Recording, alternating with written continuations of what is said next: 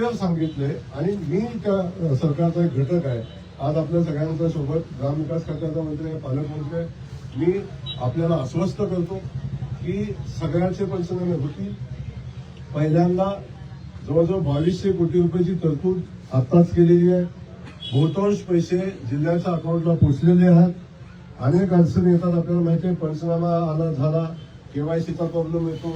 आता शासनानं स्पष्ट सूचना दिलेल्या आहेत. केवायसी आमची किसान सन्मान योजनेत शेतकऱ्यांची झालेली आहे. नव्यानं केवायसी करायची आवश्यकता आता लागणार नाही. ज्यांचा किसान सन्मान योजनेचा पैसा ज्यांना मिळत नाही तेवढंच केवायसीचा विषय येईल. बाकी सगळ्या केवायसी आता त्या कंटिन्यू होतील.